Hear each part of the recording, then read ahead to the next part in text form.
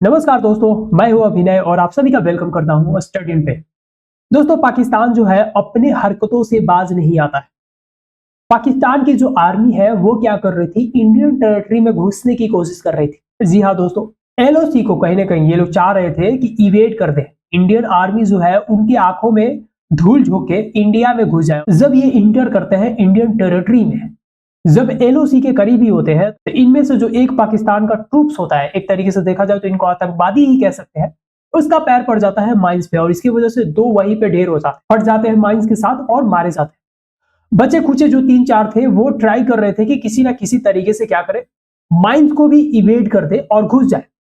तब तक Indian army को ये बात पता चल जाती है और इसके बाद इंडियन आर्मी इंतजार करती है सही रेंज का, सही एक मौके का इंतजार करती है। उसके बाद जब ये क्लोज रेंज में आते हैं तब इनको शूट आउट करके खत्म कर देती है।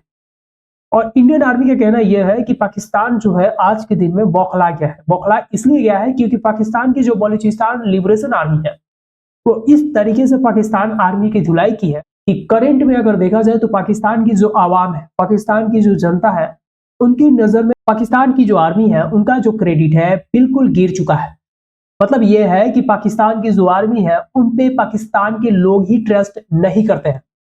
आप यहाँ पे क्लियरली पढ़ सकते हैं कि Pakistani troops intruded across LOC violated ceasefire, Indian army says. जी हाँ दोस्तों, अब ऐसा दिन आ गया है कि पाकिस्तान की जो आर्मी है वही टेररिस्ट का जितना सारा ऑपरेशन है उसको कंडक्ट करने लगी है। क्योंकि रिसेंट में आपने न्यूज पढ़ा होगा, नहीं पढ़ा होगा तो इंडियन मीडिया ने आपको खुल के बताया होगा कि पाकिस्तान की जो आर्मी है वो क्या कर रही है। उसमें जो भी आर्मी में काम कर रहे हैं लोग हैं पाकिस्तान के, वो छोड़ रहे हैं अपना जॉब। और वो इसलिए छोड़ रहे हैं क्योंकि बलूचिस्तान लिबरेशन आर्मी बहुत पिटाई करती है। बलूचिस्तान लिबरेशन आर्मी से वो डर गए।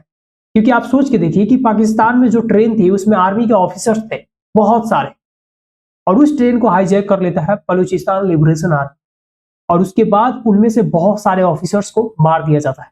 तो इससे आप अंदाजा लगा सकते हो कि किसी भी देश के लिए जब आर्मी को ही हाईजैक कर लिया जा रहा है, आर्मी को ही यहाँ पे किडनैप कर लिया जा रहा है, तो कौन आर्मी का जो पर्सनल, मतलब आर्मी में काम कौन करता है, पाकिस्तान के लोग ही हैं जो आर्मी में काम करते हैं।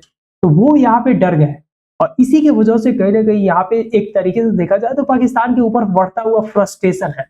खास करके जो आर्मी के उनके जनरल्स हैं उनका मानना यह है कि इंडिया के साथ एक किसी ना किसी तरीके से क्या करें, छोटा मोटा इंसिडेंट को बढ़ावा देके अपने आवाम को हम दिखाएं कि देखो अभी भी हमारे पास कुछ बचा कुचा इज्जत है, जो कि बिल्कुल नहीं है। और जब मैंने वीडियो बनाया था बलूचिस्तान लिबरेशन आर्मी पे, तभी बताया था कि पाकिस्तान के जो लोग हैं, खास करके जो पढ़े लिखे लोग हैं, वो भी पाकिस्तान को छोड़ के जा रहे हैं। और इसका रीजन क्या है? इसका सिंपल सा रीजन है पाकिस्तान की आर्मी और करप्ट पॉलिटिशियंस। उनका मानना यह है कि जब तक आर्मी का यहाँ पे पूरा वर्चस्व रहेगा, जब तक करप्ट पॉलिटिशियंस यहाँ पे रहेंगे, तो उनका फ्यूचर एक तरीके से डार्क में ही रहने वाला है। तो इसी के लिए ब्रेन ट्रेन जो है आज के दिन में देखा जाए तो पाकिस्तान में चरम पे है। दूसरी तरफ देखा जाए तो पाकिस्तान अपने आप में ही टूट रहा है। बलूचिस्तान यहाँ पे टूट रहा है। खैबर पख्तूनख्वा जो स्टेट है वहां पे अगर आप देखें तो पाकिस्तान की जो तालिबान है उसका फुल सपोर्ट मिलता है अफगानिस्तान से। अफगानिस्तान का तालिबान और पाकिस्तान का तालिबान हाथ मिला के लड़ रहे हैं। तो इस तरीके से देखा जाए तो पाकिस्तान अपने आप में, अगर उसके डोमेस्टिक इश्यू को देखा जाए तो अपने आप में ही पाकिस्तान टूट रहा है अंदर से। और ऐसे में इनका दो ही काम बचा है। पहला तो ये लोग क्या करते हैं, जितना भी दुनिया का जितना भी बड़ा बड़ा फाइनेंशियल इंस्टीट्यूशंस है उनके सामने कटोरा लेके जाते हैं और बोलते हैं हमें बचा लो। दूसरा उपाय होता है कि जब इनकी जनता ऊब जाती है, जब इनकी इनएबिलिटी देखती है, जब इनकी सामर्थ्य देखती है, जब इस पर क्वेश्चन उठाती है, तो ये लोग इंडिया का जो पत्ता होता है, इंडिया का जो गेम है, उसको ये लोग दिखाते हैं अपने आवाम को और समझाते हैं कि देखो हम अभी भी क्या है, रिलायबल है। पाकिस्तान का सबसे बड़ा दुश्मन है इंडिया, जो कि बिल्कुल नहीं है। क्योंकि यहाँ पे आपको समझना पड़ेगा, जब भी यहाँ पे हमला होता है तो हमेशा पाकिस्तान की तरफ से होता है। आतंकवादी कहाँ से आते हैं? पाकिस्तान से आते हैं। यहाँ पे उनकी आर्मी क्या करती है, स्टार्ट करती है। हर वॉर को अगर आप देखें हिस्ट्री में उठा के, तो हर वॉर को पाकिस्तान की आर्मी ने स्टार्ट किया है। और इसकी वजह से मतलब पता नहीं किस तरीके से हिस्ट्री पढ़ाते हैं अपने जनता को, मुझे भी समझ में नहीं आता है। एटलीस्ट अब यूट्यूब वगैरह हो गया है तो दे शुड नो कि रियल हिस्ट्री क्या है, पाकिस्तान का जो ओरिजिन है वो क्या रहा है। At least they should know. Bharat यहाँ पे कभी भी कोई अटैक नहीं करेगा अनटिल एंड अनलेस तुम इसको प्रोवोक नहीं करोगे। तो एक गुड नेबर की तरह रहने के बजाय जब आप एक टेररिस्ट नेबर बनने की कोशिश करते हो तो यहाँ पे आपके साथ किस तरीके का व्यवहार करना चाहिए। और इसी बात से पाकिस्तान यहाँ पे चिंतित हो जाता है। जब ये टेररिस्ट वाला काम करते हैं और जब इनकी धुलाई हो जाती है तो ये फिर रोने लगते हैं। और एक और बात मैं आपको यहाँ पे नोटिस करवाना चाहता हूँ, ये लोग पीओके जो है पाकिस्तान ऑक्युपाइड कश्मीर है उस रीजन से नहीं आते। अब इन लोगों का पूरा सेक्टर ही बदल गया, क्योंकि इनको पता है कि पाकिस्तान ऑक्युपाइड जो रीजन है वहां पे बहुत ज्यादा आज के दिन में रॉ के एजेंट रहते हैं। ये बहुत ही ओपनली बात है, सब जानते हैं। तो ये लोग क्या करते हैं, डायरेक्ट इधर पूंछ वगैरह इलाका से, ये जो मेदार है, रजौरी है, इधर से घुसने की कोशिश करते हैं, पाकिस्तान से डायरेक्ट आने की कोशिश करते हैं, क्योंकि ये लोग भी ट्रस्ट नहीं करते पीओके का रीजन का, वहां का जो लोग है उनपे भी इनका ट्रस्ट नहीं है। तो सबसे बड़ा सवाल है कि ये लोग इतना ज्यादा मूर्ख कैसे हो सकते हैं कि इनको ये भी नहीं पता है कि आज के दिन में जो इंडिया है वो इंडिया नहीं रहा, जब पहले घुस जाते थे। देखिए यहाँ पे ये लोग क्या करता है, यहाँ पे मतलब ये सबका माइंडसेट देखिए कितना गिरा हुआ है।